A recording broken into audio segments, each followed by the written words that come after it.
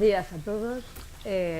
Me toca ser la representante en esta edición del sector público y además de un sector quizá un poco distante a muchos de vosotros, o no tan distante como es la salud.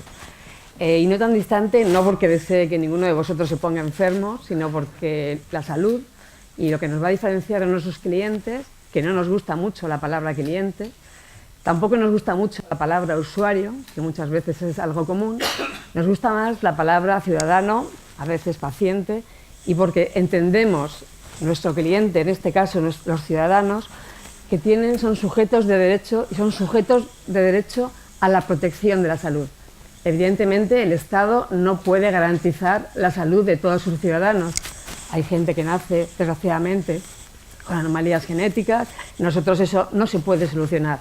Lo que sí que es un derecho de todos los ciudadanos, y en eso está implicada toda la sala, es el que tenemos la obligación y el derecho de proteger la salud de todos los ciudadanos. Y además tenemos una doble obligación, porque esa protección de la salud la hacemos con el dinero de todos vosotros y de todos los ciudadanos. En ese sentido, nuestro cliente, y yo represento la Escuela Nacional de Sanidad y voy a explicar por qué me dirijo o empiezo a considerar a mis clientes los 46,4 millones de habitantes de este país. Nuestros clientes, pues es como digo, son todos los ciudadanos de nuestro país, que además tienen una característica especial, y es que están distribuidos efectivamente a lo largo de toda la geografía española y que esperan a que muchas de esas medidas que vamos a tomar se realicen en el lugar donde viven, es decir, en cada uno de los 8.126 municipios que tiene ese país o lo más cerca posible, o cuando sea necesario poderse desplazar en el sitio donde pueda requerirlo. No es lo mismo buscar un deseo, satisfacer, bueno, las maravillas que nos han planteado aquí de cocina, de Microsoft, la propia Telefónica, que las demandas que tiene un ciudadano cuando tiene un estrés porque se siente mal, porque tiene una situación crítica o simplemente porque tiene la ansiedad de pensar que tiene un problema de salud, lo tenga o no lo tenga. Efectivamente, todo eso hace que nuestra atención al cliente, a nuestros ciudadanos, sea muy especial. Empiezo con un chiste de roto que quizá debería poner en otro lugar, porque efectivamente algo que es cómo que tenemos que hablar de humanización en la sociedad y cómo es posible que también en la sanidad estemos hablando de humanización, estamos hablando de la sanidad efectivamente humana. Nosotros, sobre todo en mi trabajo, también nos concierne la sanidad animal, pero en este caso, fundamentalmente, el Sistema Nacional de Sanidad va dirigido a la sanidad humana. Y sin embargo, cada día más, en la pasada edición, me parece que vino la directora de asistencia, bueno, de calidad y asistencia, que en muchas comunidades de Galicia, que en muchas comunidades autónomas se llama, como la de Madrid, de humanización. Tenemos que hablar de humanización porque en esta sociedad tan tecnologizada que vivimos, en esta sociedad tan masificada, cuando estamos planteando un servicio universal a todos los ciudadanos, el considerar a cada una de las personas que nos viene, que tenemos que atender como una persona diferente. Me parece que se me ha caído. Esto es un poco complicado. ¿Sí? ¿Se oye? Esto es un poquito complicado, ¿no? ¿Sí? Bueno, si se oye. Bueno, entonces me refiero que efectivamente tenemos que hablar de humanización porque de alguna manera en nuestra tarea se nos había olvidado. Y aunque todavía, sobre todo para mis compañeros médicos, yo creo que el personal de enfermería está mucho más cercano en su tarea del día a día, pero sobre todo muchos de nosotros parece que nos suena a redundante tener que hablar de humanización. Y sin embargo, comprobamos día a día que eso es importante. Hace poquito me comentaba una compañera que su hijo médico, residente, somos el primer año cuando hacemos la especialidad, una especialidad tan cercana al paciente, al ciudadano, como la medicina de familia. Su residente mayor, es decir, el cuarto año de especialidad, le decía, pero ¿por qué pierdes el tiempo dando la mano y presentándote al paciente? No pierdas el tiempo, no tienes que explicarle ni quién eres, ni qué haces aquí, ni dónde está el paciente. Claro, esto, sinceramente, es algo que es una aberración total. Nosotros evidentemente tenemos que hablar de humanización porque estas situaciones se están dando. La respuesta que espera el ciudadano, en concreto en el Sistema Nacional de Salud, cuando intenta satisfacer una demanda, la respuesta va a ser siempre multifactorial. Yo he señalado algún punto, como es una asistencia muy técnica, mi presentación no es nada técnica, lo siento, pero lo que es cierto es que todos sabemos la sofisticación del Sistema Nacional de Salud, de todos nuestros hospitales, de nuestros centros de salud, de que ya con nuestra tarjeta sanitaria vamos a la farmacia y saben exactamente qué pastillas tenemos que tomar, con ciertas diferencias entre unas comunidades y otras, pero bueno, va avanzando. En mi caso, en mi trabajo, nuestros centros de investigación, el Centro Nacional de Investigaciones Oncológicas, el de Cardiovasculares, personas tan reconocidas como Fuster o como fue en su día Barbacid, tienen una sofisticación de tecnologías impresionante, pero además de esa asistencia tecnologizada, también esperan de nosotros ese acceso humanitario y también un fácil acceso, que de alguna forma pueda cubrir, igual que es el derecho a la educación, las diferencias que por nuestro entorno, por nuestra familia, por nuestro desarrollo vamos a tener y que en el trato sanitario no deberíamos tener.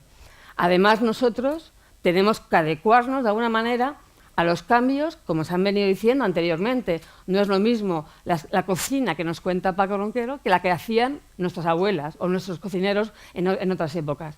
También nosotros nos tenemos que adaptar y los cambios que nos plantea el desarrollo, un importante, la pirámide de población, cómo evoluciona la población.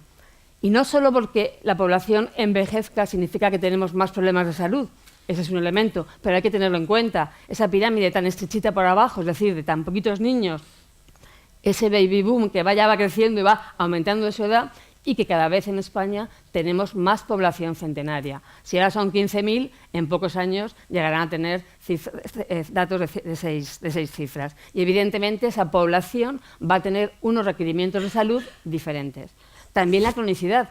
Y la cronicidad de las enfermedades no viene solamente determinada porque somos más viejos o nos hacemos más viejos, porque afortunadamente, y todos sabemos, nuestros padres o nuestros abuelos viven mucho mejor que lo que vivían nuestros abuelos y bisabuelos. Es decir, que no es que lleguen a 90 años, es que muchos de ellos llegan a 90 años con muchísima calidad.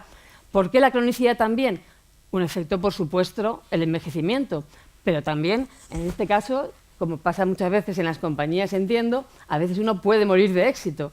Yo creo que también nosotros, el hecho de que la medicina haya avanzado tanto y tengamos tantos éxitos, de alguna manera hace que muchas enfermedades que hace unos años en España, a principios del siglo XX, la mayor parte de muertes se producían por enfermedades que hoy nos parecería insólito y que cuando alguien se muere por una neumonía preguntamos, no que sea un abuelo de 120 años, pero si es una persona joven, preguntamos, ¿y cómo es posible que se muera de una infección? Ni siquiera el VIH, que en su día empezó matando y mucho, hoy día sabemos que es prácticamente una enfermedad crónica. Las hepatitis, en el momento que se empiezan a tratar, empiezan incluso a desaparecer como enfermedad crónica. Es decir, que muchas enfermedades, pero muchas más, la diabetes, enfermedades renales, muchísimas enfermedades que antes mataban mucho, ahora lo que hacen, sobrevivimos, pero sobrevivimos con esas enfermedades. Y además podemos tener 2 y 3 y 4 enfermedades, que eso también significa un tema que hay que responder. Todos sabemos que vivimos inmersos en una crisis. Y los que vivimos en el sector público no es que lo sepamos, lo sufrimos día a día. Pero además, en sanidad, esa crisis tiene unas características muy especiales. En este caso, no me refiero solo a la crisis económica, sino que me refiero a que tenemos un añadido de crisis. Por una parte, como decía, la medicina, la evolución de la medicina en cuanto a la tecnología, en cuanto al conocimiento, en cuanto al saber, en cuanto al desarrollo de superespecialidades. Todos sabemos, en un hospital grande, la cantidad de superespecialistas de una parte del riñón, de la parte que va de aquí a... No quiero entrar en detalles, pero efectivamente, todo eso nos plantea una serie de retos que no es tan sencillo integrar en un sistema sanitario universal. Los médicos también. Y aquí, efectivamente, la crisis sí que interviene. La precariedad. Somos uno de los sectores con más precariedad actualmente, a pesar de todo lo que aportamos a la economía y al desarrollo de este país. No solamente porque cuidamos la salud de los pacientes, sino también por toda la calidad que generamos en nuestro trabajo y en nuestro desarrollo de nuestra actividad diaria. Pero es verdad que la falta de recursos humanos, no digo los salarios, porque si una de las calidades que tiene el Sistema Nacional de Salud, o una de las grandes, siempre se ha dicho que somos uno de los mejores sistemas nacionales de salud, tiene que ver con la eficacia y con el gasto, y efectivamente el gasto es menor porque los salarios en general de los profesionales sanitarios, en comparación con nuestro entorno, son mucho menores y nunca han impedido que nuestro sector sea un sector profesional muy comprometido. Pero efectivamente, cuando hay tantos intereses, el componente de cómo motivar el trabajo profesional de los médicos a veces es complicado. Y sobre todo cuando ellos también tienen que tener cómo coordinar tanto el saber como la técnica. Y por otra parte, nuestro sistema sanitario, para que sea sostenible.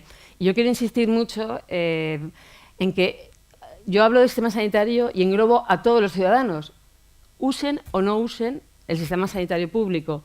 Nosotros, cuando hablamos de sanidad, en España se habla, como digo, no solamente de protección de la salud, sino que en la asistencia sanitaria, puesto que la asistencia sanitaria mayoritaria es el Sistema Nacional de Salud, el que un sistema de salud nacional sea potente, sea bueno, sea eficaz, incluso para los usuarios de la sanidad privada, hace que esta sanidad privada, para ser competitiva con nosotros, tenga también que ser mejor. Si nosotros no somos muy buenos, la sanidad privada nunca va a ser tan buena. Y esto otros sistemas de otros países, donde la relación público-privada no es tan evidente, lo saben bien.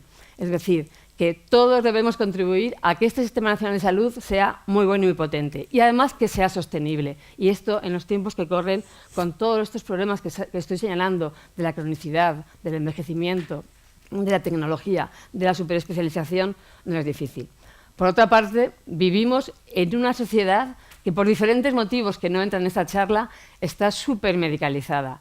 Tendemos a medicalizar cantidad de problemas de la vida diaria o situaciones de la vida diaria. Nos encanta poner nombres y patologías y especialistas a cosas que antes realmente pues, eran simplemente, pues eso, estabas triste, estabas estresado porque tenías un examen, estabas estresado porque tenías que presentar un trabajo o una presentación aquí con este público tan exigente, etcétera, etcétera.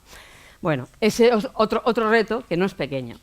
Para entrar un poco en lo que es nuestra Escuela Nacional de Sanidad, compartimos con Telefónica, que somos casi centenarios, también empezamos en el año 1924, curioso, eso fue una iniciativa de la Fundación Rockefeller y además, más curioso todavía, es que una de las grandes o de los grandes retos de la Fundación Rockefeller, cuando empezaron en los años 20, en los años 30, fue la eliminación del paludismo, en una época donde, y de hecho la Escuela Nacional de Sanidad, su primer director, Gustavo Pitalúa, era un experto en paludismo, porque en España en esa época había más de 200.000 personas afectadas al año de paludismo.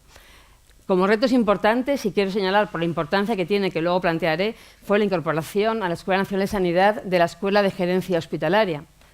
Otro reto importante, y luego también desarrollaré un poquito, es cuando la Escuela Nacional de Sanidad se incorpora al Instituto de Salud Carlos III y finalmente un proyecto de la Escuela Nacional de Sanidad con la Universidad Nacional de Educación a Distancia. Voy a aprovechar un poco para decir que somos el Carlos III, es decir, no la Carlos III. La Carlos III es la Universidad Carlos III y nosotros somos el Carlos III en una época que hace 30 años, cuando surgió el Carlos III, aniversario, una de las efemérides de Carlos III, que ahora vivimos otra, se puso este nombre porque se supone que Carlos III fue uno de los principales, o se sabe, que Carlos III fue uno de los principales higienistas de nuestro país, o por lo menos uno de los pioneros. ¿Por qué? Porque empezó a hacer saneamiento de las ciudades para evitar el agua antes de tirar las bracinillas rellenas de cualquier cosa por las ventanas, o otra de las cosas que hizo fue pues, tener un lugar de cuarentena cuando llegaban los barcos de otros países, ahora con el ébola, con el Zika, lo hemos visto también, cuando llegaban barcos infectados con personas con la peste, se hacían la cuarentena en el precioso Lazareto de Mahón. Pero, para entrar ya un poco más en detalle, ¿qué nos aporta el Instituto de Salud Carlos III a la Escuela Nacional de Sanidad?